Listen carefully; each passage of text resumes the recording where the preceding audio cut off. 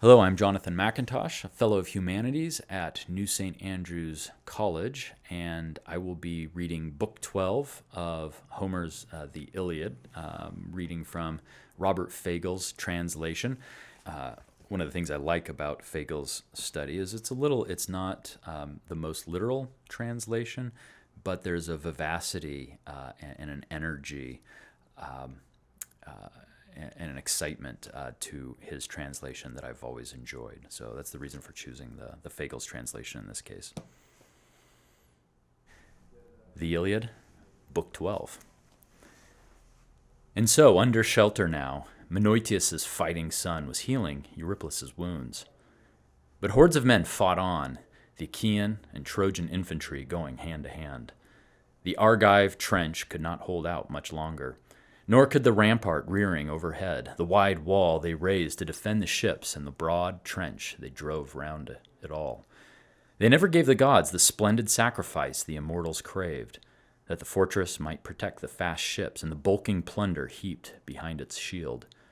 Defying the deathless gods, they built that wall, and so it stood there, steadfast, no long time.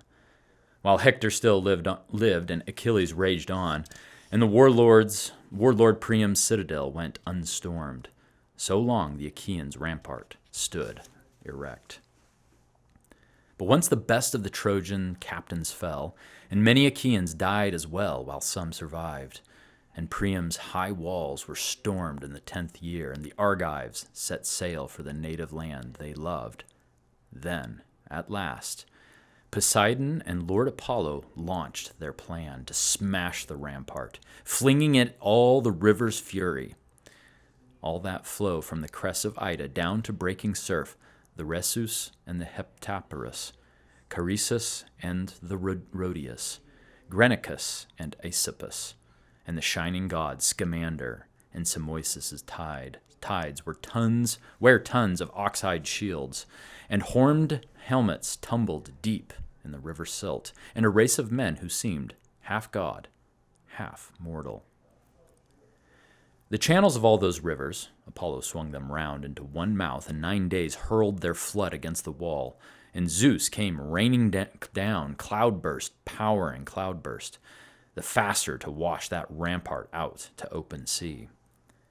The earth-shaker himself, trident locked in his grip, led the way, rocking loose, sweeping up in his breakers all the bastion's strong supports of logs and stones, the Achaeans prized in place with grueling labor. He made all smooth along the rip of the Hellespont, and piled the endless beaches deep in sand again. And once he had leveled the Argives' mighty wall, he turned the rivers, flowing back in their beds again where their fresh, clear tides had run since time began. So in the years to come, Poseidon and god Apollo would set all things to rights once more.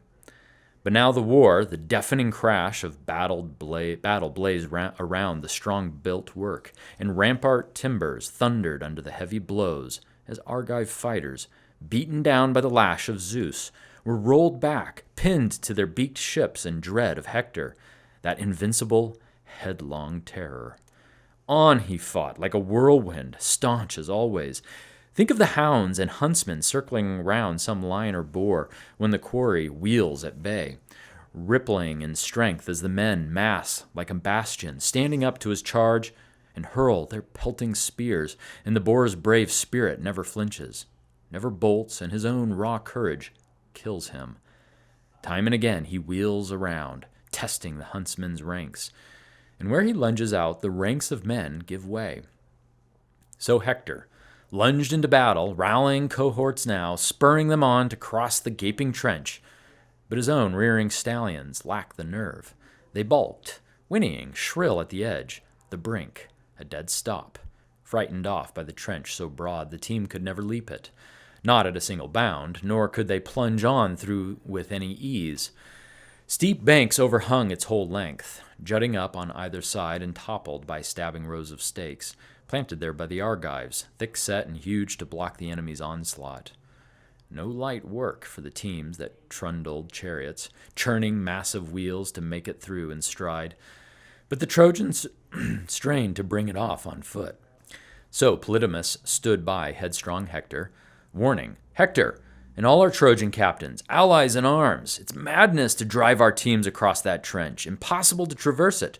Look, the sharp stakes jutting right at the edge, and just beyond that the Achaeans' sturdy rampart. No room there for charioteers to dismount and fight it out. The strait's too narrow, cramped. We'll take a mauling there, I see it all. If mighty Zeus, thundering up on high, is bent on wiping out the Argives down to the last man, if he longs to back our Trojan forces to the hilt, by heaven, I hope the Father works his will at once and the Argives die here, their memory blotted out, a world away from Argos. But what if they round on us? If the Argives roll us back away from the ships, trapped and tangled there in the yawning trench, no runner, I tell you, pressed by an Argive rally, could struggle free and bear the news to Troy. So come, do as I say, and let us all unite. Drivers, rein your horses hard by the trench, the men themselves armed for assault on foot. We all follow Hector, all in a mass attack, and the Argives, they cannot hold their line, not if the ropes of death are knotted around their necks." So Polydamas urged. His plan won Hector over. Less danger, more success. And down he leapt from his chariot, fully armed, and hit the ground. Nor did the other chariot drivers hold formation. All dismounted, seeing shining Hector leap to earth. Each man shouted out commands to his driver, quickly. "Rein the team by the trench. Good battle order now." And the fighters split apart and then closed ranks, marshaled in 5 battalions, captains leading each. The men who trooped with Hector and Prince Polydamas, they were the greatest force, the best and bravest, grim set above all the rest to breach the wall and go for the beaked ships and fight it out. Cebriones followed close, third in command, since Hector left another to rein his team, a driver less than Cebriones, less a fighter. The 2nd Trojan battalion Paris led in arms, with Alcathous and Agenor. Helenus led the 3rd, with Deiphobus striding on like a god beside him, 2 sons of Priam, Captain Asius, 3rd in command. Asius, son of Hyrtacus, hulking, fiery stallions bore him in from Arisbe, from the Selleis river. The 4th battalion marched with gallant Aeneas, Anchises' offspring, flanked by Antenor's 2 sons, Acamas and Archelicus, drilled for every foray. Sarpedon marshaled the famous allies, placing Glaucus next in command with the combat veteran Asteropaeus, head and shoulders the best men. Sarpedon thought, after himself, of course. He outshone the rest. Now shield against ox-hide shield, wedging tight with a wild rush, they charged the Argives head on, never thinking the Argive line could still hold out. They'd all be hurled back on their blackened hulls. So all the Trojans and famous friends in arms embraced Polydamas' plan, the faultless chieftain, but Asius, captain of armies, Hyrtacus' son, refused to leave his horses there with a driver reining back, and on he drove at the fast-trimmed ships, chariot and all, the fool, vaunting along the hulls with team and car, but never destined to slip past the deadly spirits, never to ride in glory home to wind-swept Troy. Long before, his accursed doom blackened him out with Idomeneus' spear, Deucalion's noble son. Now left of the ships, he sped where Argive ranks would head home from the plain with teams and cars.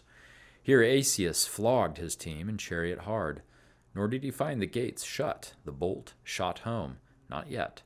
The men still held them wide, hoping to save some comrade fleeing the onset, racing for the ships. Straight at the gates, he lashed his team, hell-bent, his troops crowding behind him, shouting war cries, never thinking the Argive line could still hold out. They'd all be hurled back on their blackened hulls. Idiots.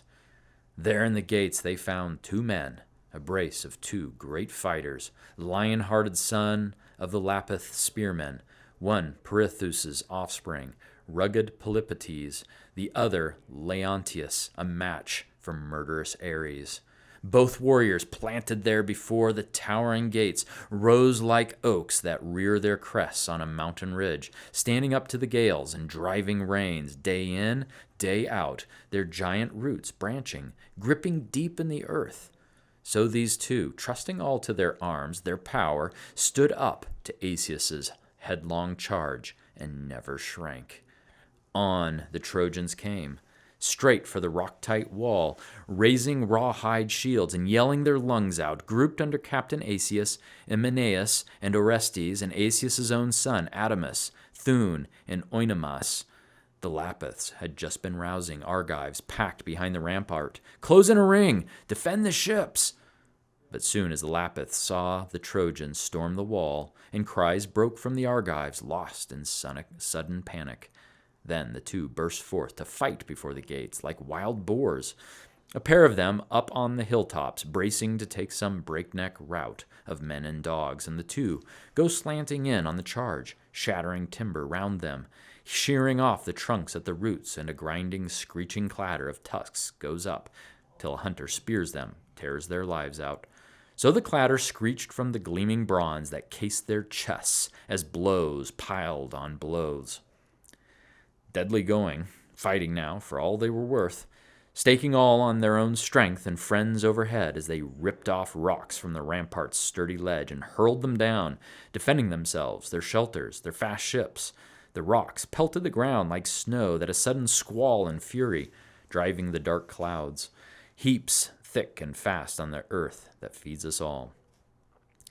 So the missiles, showering from their hands, Achaeans, Trojans, helmets, embossed shields, clashing, ringing shrilly under the blows of boulders big as millstones.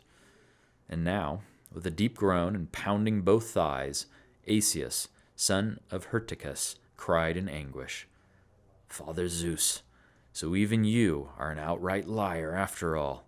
I never dreamed these heroic Argive ranks could hold back our charge, our invincible arms. Look, like wasps quick and pinched at the waist, or bees who build their hives on a rocky path. They never give up their hollow house. They hold on, keep the honey hunters at bay, fight for their young. So these men will never budge from the gates, though they're the only two defenders, not till they kill us all, or we kill them."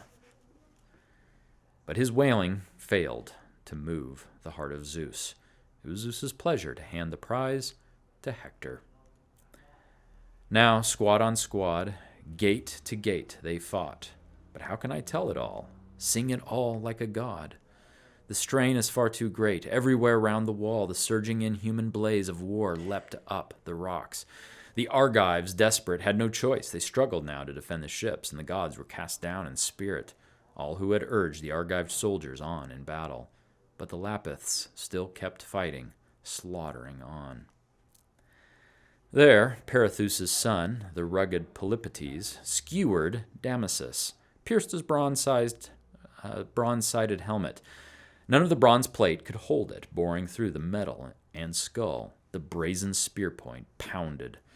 Damas's brains splattered all inside his casque. Polypotes beat him down despite the Trojans' rage. Then Pylon and Ormenus killed and stripped them both, and the tested veteran Leontius speared Hippomachus, gouged Antimachus's offspring down across the belt. Then, drawing his long, sharp sword from its sheath, he rushed the front and took Antiphates first, with a quick thrust, stabbing at close range. He slammed him on his back, sprawled along the ground. Then Menon, Orestes, Menelaus, Leontius killed the lot, crowding corpse on the earth that rears us all. While the Lapiths stripped their kills and gleaming gear, the fighters trooping behind Polydamas and Hector, the greatest force, the best and bravest, grim set above all to breach the wall and torch the ships, still halted up at the trench, torn with doubt. For suddenly, just as the men tried to cross, a fatal bird sign flashed before their eyes. An eagle flying high on the left across the front and clutching a monstrous, bloody serpent with both talons, still alive, still struggling, it had not lost its fight, writhing back to strike it, fanged the chest of its captor, right beside the throat. and agonized by the bites, the eagle flung it away to earth, dashed it down amidst the milling fighters, loosed a shriek, and the bird veered off along the gusting wind. The Trojans shuddered to see the serpent glistening, wriggling at their feet, a sign from storming Zeus. And Polydamas stood by headstrong Hector, saying, "Hector, you always seem to attack me in assembly despite my good advice. Never right, is it, for a common man to speak against you, king? Never in open council, and God forbid in war. Our part is always to magnify your power. Well, once again, I am bound to say what I think best. Stop the attack. Don't fight them at their ships. All will end as the omen says, I do believe. If the bird sign really came to us, the Trojans, just as our fighters tried to cross the trench, that eagle flying high on the left across our front, clutching his bloody serpent in both its talons, still alive, but he let the monster drop at once before he could sweep it back to his own home, he never fed his nestlings in the end. Nor will we. Even if we can breach the Argives' gates and wall, assaulting in force, and the Argives give ground, back from the ships we'll come, back the way we went, but our battle order ruined, whole battalions of Trojans left behind and killed. The Achaeans will cut us down with bronze to save their fleet." So, a knowing seer of the gods would read this omen, someone clear in his mind and skilled with signs, a man the Trojan armies would obey. His helmet flashing, Hector wheeled with a dark glance. "Enough, Polydamas! Your pleading repels me now. You must have something better than this to say, but if you are serious, speaking from the heart, the gods themselves have blotted out your senses. You tell me to forget the plans of storming Zeus, all he promised me when he nodded in assent? You tell me to put my trust in birds flying off on their long, wild wings? Never. I would never give them a glance, a second thought, whether they fly on the right toward the dawn and sunrise or fly on the left toward the haze and coming dark. No, but put our trust in the will of mighty Zeus, king of the deathless gods and men who die. Bird signs, fight for your country. That is the best, the only omen. Why are you so afraid of war and slaughter? Even if all the rest of us drop and die around you, grappling for the ships, you'd run no risk of death. You lack the heart to last it out in combat, coward. But if you hold back from the bloody foray here, or turn some other soldier back from battle, winning him over, you with your soft appeals at one quick stroke, my spear will beat you down. You'll breathe your last." Shouting, he led the charge, and his armies swarmed behind with blood-chilling cries, and above their onset, Zeus, who loves the lightning, launched from Ida's summits a sudden howling gale that whipped a dust storm hard against the ships, spellbinding Achaean units in their tracks, handing glory to Hector and Hector's Trojans. Inspired by the signs and their own raw power, all pitched in to smash the Achaeans' massive wall, they tore at the tower's outworks, pulled at battlements, heaving, trying to pry loose with levers the buttress stakes. Achaeans first drove in the earth to shore the rampart up. They struggled to root these out, hoping to break down the Achaean wall itself. But not yet did the Argives give way to assault. No, they stopped the breaches up with oxhide shields, and down from the breastwork heights they hurled rocks at the enemy coming on beneath the wall. And the two Aeantes ranged all point of the rampart, calling out commands to spur their comrades' fury. Now cheering a soldier on, tongue lashing the next if they marked a straggler hanging back from battle. "Friends, you in the highest ranks of Argives, you in the midst, and you in rank and file. We cannot all be equal in battle, ever, but now the battle lies before us all. Come, see for yourselves. Look straight down. Now let no fighter be turned back to the ships, not with his captain's orders ringing in his ears. Keep pressing forward, shouting each other on. If only Olympian Zeus, the Lord of Lightning, grants us strength to repel this Trojan charge, then carve a passage through to Troy's high walls." So their cries urged on the Achaeans' war-lust, thick and fast as the snows that fall on a winter dawn, when Zeus, who rules the world, brings on a blizzard, displaying to all mankind his weaponry of war.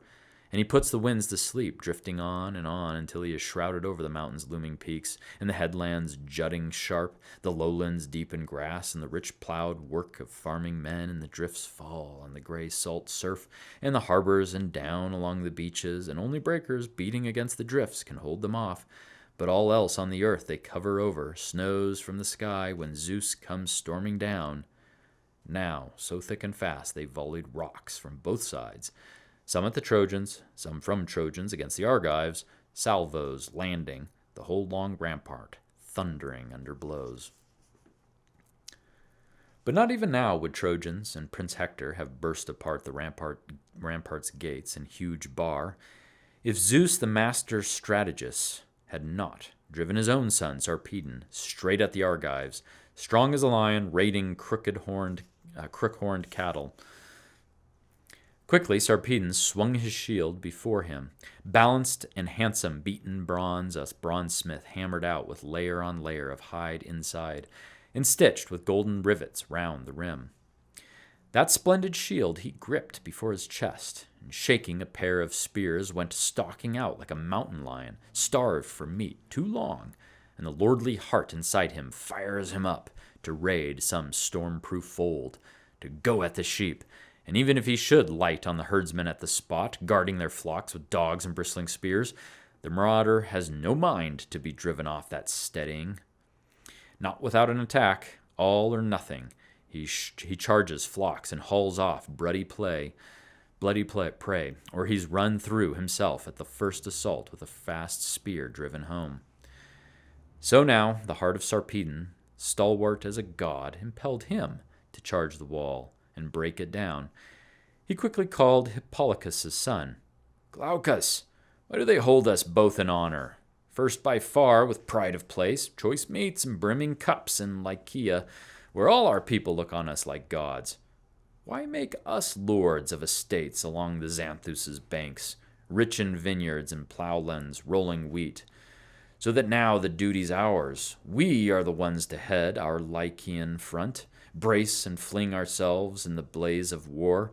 So a comrade strapped in combat gear may say, not without fame, the men who rule in Lycia, these kings of ours who eat fat cuts of lamb and drink sweet wine, the finest stock we have. But they owe it all to their own fighting strength, our great men of war. They lead our way in battle. Ah, my friend, if you and I could escape this fray and live forever, never a trace of age, immortal, I could never fight on the front lines again. I would never fight on the front lines again, or command you to the field where men win fame. But now, as it is, the fates of death await us, thousands poised to strike, and not a man alive can flee them or escape. So, in we go for attack, give our enemy glory, or win it for ourselves." Glaucus did not turn back or shun that call. On they charged, leading the Lycians' main mass, and Peteus' son, Menestheus, cringed to see them, heading straight for his bastion, hurling ruin on. He scanned the Achaean rampart. Where could he find some chief, some captain to fight disaster off his men? He spotted the great and little Ajax, gluttons for battle, flanking the Teucer, fresh from his shelter, side by side, but Menestheus could not reach them with a shout. The din was deafening. War cries hitting the skies, spears battering shields and helmets, horsehair crests, and the huge gates all bolted shut. But against them there the Trojans tensed and heaved, trying to smash them down and force a passage through.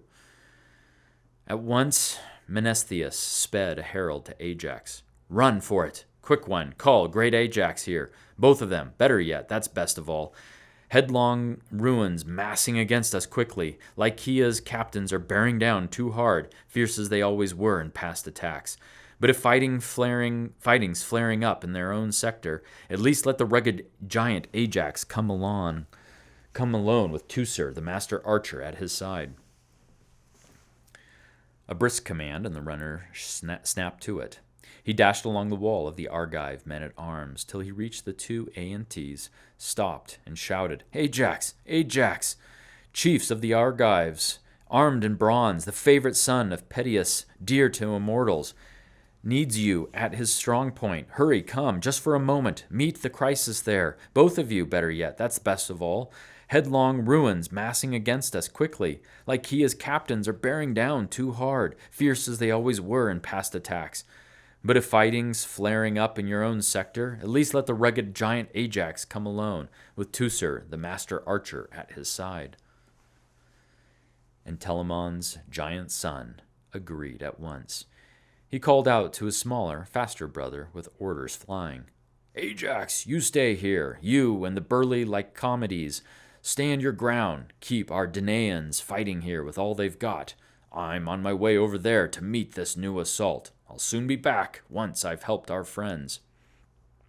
And with that, Telamonian Ajax strode off with his brother Teucer, his own father's son, and Pandion, cradling Teucer's long, curved bow, holding close to the wall. They picked their way along until they reached the brave Menestheus' bastion. There they found the defenders packed, hard-pressed, as the Lycians' stalwart lords and captains stormed like a black tornado up against the breastworks. Both men flung themselves in attack. The war cries broke. And Telamon's son was the first to kill his man, Sarpedon's comrade, Epicles, great with heart. He brought him down with a glinting, jagged rock, massive, top of the heap behind the rampart's edge. No easy lift for a fighter, even in prime strength, working with both hands, weak as men are now. Giant Ajax hoisted it high and hurled it down, crushed the rim of the fighter's four-horned helmet, and cracked his skull to splinters, bloody pulp, and breakneck down like a diver went the Trojan plunging off and away from the steep, beetling tower as life breath left his bones. And Glaucus next. Hippolochus' brawny son was scrambling up the wall when Teucer's arrow winged him from high aloft, just where he saw his shoulder blade laid bare, and stopped his lust for battle. Down he jumped from the wall in secret, fast, so no Achaean could hit him and bellow out in triumph. Soon as he noticed Glaucus slipping clear, the pain overcame Sarpedon. But even so, he never forgot his lust for battle. He lunged in with a spear at Thestor's son, Alcmaeon, stabbed him, dragged out the shaft as the victim, caving into the spear's pull, pitched head first, and his fine bronze armor clashed against his corpse. And Sarpedon, clawing the rampart now with powerful hands, wrenched hard, and the whole wall came away, planks and all, and the ramparts stood exposed, top defenses stripped. Sarpedon had made a gaping breach for hundreds. But Teucer and Ajax, aiming at him together, shot Teucer's arrow, hitting the gleaming belt that cinched his body shield around his chest. But Zeus brushed from his son the deadly spirits. Not by the ship's high sterns would his Sarpedon die. Ajax lunged at the man. He struck his shield, but the point would not pierce through, so he beat him back in rage, and he edged away from the breastwork just a yard.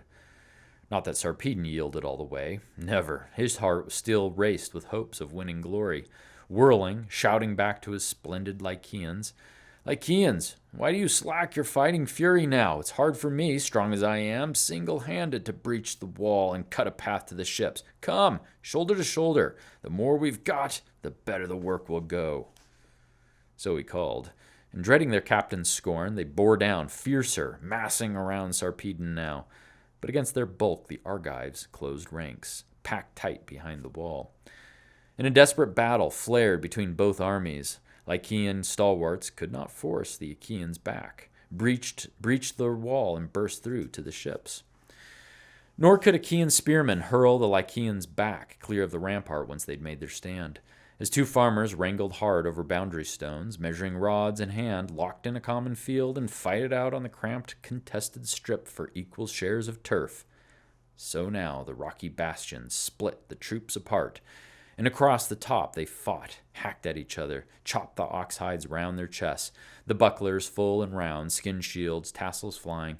Many were wounded, flesh ripped by the ruthless bronze, whenever some fighter wheeled and bared his back, but many right through the buckler's hide itself. Everywhere, rocks, ramparts, Breastworks swam with the blood of Trojans, Argives, both sides. But still the Trojans could not rout the Argives. They held tight as a working window holds the scales, painstakingly grips the beam and lifts the weight and the wool together, balancing both sides even, struggling to win a grim subsistence for her children.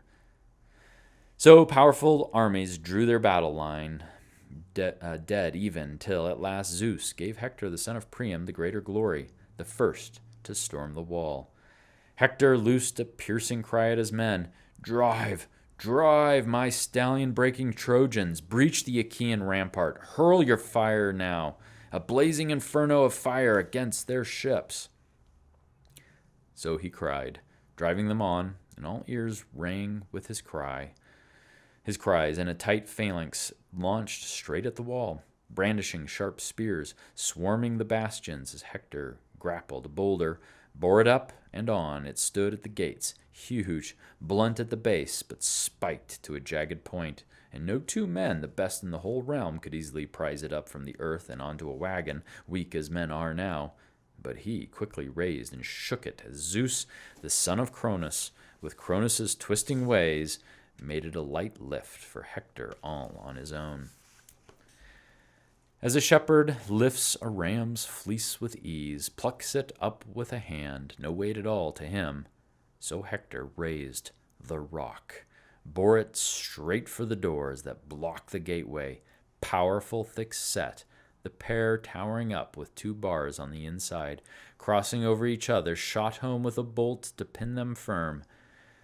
Planting his body right in front, legs spread wide, his weight in the blow to give it total impact, Hector hurled at the gates, full center, smashing the hinges left and right, and the boulder tore through, dropped with a crash, and both gates groaned and thundered. The door bars could not hold. The planking shattered up in a flying storm of splinters under the rock's force, and Hector burst through in glory, his face dark as the sudden rushing night. But he blazed on in bronze, and terrible fire broke from the gear that wrapped his body, two spears in his fists. No one could fight him, stop him, none but the gods, as Hector hurtled through the gates. And his eyes flashed fire, and whirling round, he cried to his Trojans, shouting through the ruck, "The wall! Storm the wall!" They rushed to obey him, some swarming over the top at once, others streaming in through the sturdy gateways, Argives scattering back in terror, back by the hollow hulls, the uproar rising, no way out, no end.